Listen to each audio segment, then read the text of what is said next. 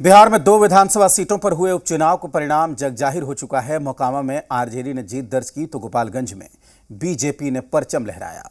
उपचुनाव के परिणाम के बाद अब उसके साइड इफेक्ट्स पर चर्चा हो रही है। महागठबंधन का दावा है कि उपचुनाव में मोदी से लेकर योगी तक का जादू नहीं चला, तो बीजेपी की दलील है कि परिणाम का असर 2024 लोकसभा चुनाव और बिहार विधानसभा चुनाव 2025 में देखने को मिलेगा। उपचुनाव का रिजल्ट, 2024-2025 का परिणाम, किसकी छवि उभरी, कौन पड़ा धुंधला। बिहार में 2 सीटों का दंगल 1-1 की बराबरी पर रहा, लेकिन बिहार के सियासतदान उपचुनाव के रिजल्ट का आकलन अपने हिसाब से कर रहे हैं। किसी को लगता है कि ये रिजल्ट लोकसभा चुनाव 2024 और बिहार विधानसभा चुनाव 2025 का परिणाम साबित होगा, तो कोई इसे महागठबंधन का उभार बता रहा है।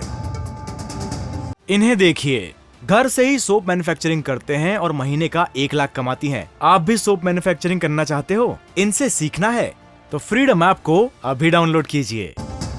और बिहार से ये संदेश चला गया कि बिहार में भारतीय जनता पार्टी ही भविष्य की पार्टी है। लोकसभा के चुनाव में भी, 24 में भी और 2025 में भी भारतीय जनता पार्टी वहां भारी बहुमत से जीतेगी। लोकतंत्र में जनता मालिक होते हैं और जनता ने जो फैसला सुनाया है हम सबों को मंजूर है, लेकिन जब उसका विश्लेषण करेंगे कि दोनों जो सीट पर जो परिणाम आया है, तो आप देख रहे हैं कि जनता ने पूरे दिल से महागठबंधन को स्वीकार किया है और महागठबंधन के पक्ष में वोट किया है। मोकामा में आरजेडी का किला सुरक्षित रहा तो गोपालगंज में बीजेपी के दुर्ग को महागठबंधन भेद नहीं पाया। बावजूद दलीलें अपने हिसाब से दी जा रही हैं। बीजेपी का दावा है कि जेडीयू का वोट आरजेडी को नहीं मिला। उपचुनाव एनडीए के पक्ष में रहा तो आरजेडी इसे बीजेपी का एजेंडा बता रही है। दावा है कि उपचुनाव में मोदी योगी दोनों का जादू नहीं चला। मोकामा में जब जदयू लड़ी चुनाव बीजेपी के साथ तो 42,000 वोट जदयू को आया और जो उस समय जीते हुए कैंडिडेट थे आरजेडी के, उनको 79,000 लगभग वोट आया। और इस चुनाव में भी उनको 79,000 वोट आया, तो नीतीश जी के जुटने से उनका वोट कहाँ गया। और बीजेपी से जब नीतीश कुमार हट गए तो हमारा 42,000 वोट बढ़कर 63,000 हो गया। जो 28% वोट था वो 42% हो गया।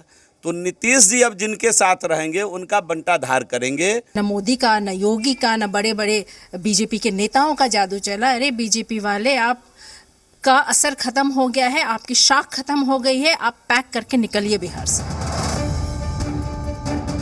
उपचुनाव के रिजल्ट पर सभी पार्टियां हिसाब किताब लगा रही हैं, क्योंकि आने वाले दिनों में कुढ़नी विधानसभा का चुनाव होना है और फिर लोकसभा का महासमर। इन्हें देखिए, घर से ही सोप मैन्युफैक्चरिंग करते हैं और महीने का 1 लाख कमाती हैं। आप भी सोप मैन्युफैक्चरिंग करना चाहते हो? इनसे सीखना है तो फ्रीडम ऐप को अभी डाउनलोड कीजिए।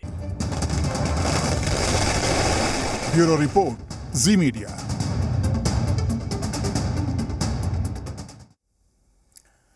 कैमूर के मोहनिया पहुंचे बिहार सरकार के अल्पसंख्यक कल्याण मंत्री जमा खान ने उपचुनाव नतीजों पर अपनी प्रतिक्रियाएं दी। उन्होंने कहा कि ओवर कॉन्फिडेंस के कारण बिहार की एक सीट पर हमारी पार्टी की हार हुई।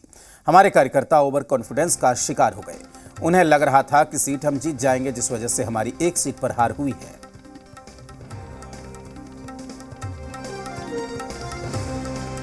और ये चुनाव में हम लोग बहुत ये दिमाग में यही नहीं था, ये कुछ ऐसा वहाँ आप भी जानते हैं जो बीजेपी के लोग हैं ऐसा कर दिए थे, लोग का नाम बना दिए थे, इससे नुकसान होना था। लेकिन हम लोगों ने तो लगाया, काम भी किया। फिर कहीं ना कहीं अपने कार्यकर्ताओं की थोड़ी बहुत चुप थी जो ओवर कॉन्फिडेंस से पड़ गए लोग कि हम चुनाव जीत रहे हैं। होता है, कभी ऐसा भी हो जाता है। 9 तो जीतते क्या दिख रहे हैं, बहुत कम मार्जिन था, हम जीतते वहाँ हारे हैं।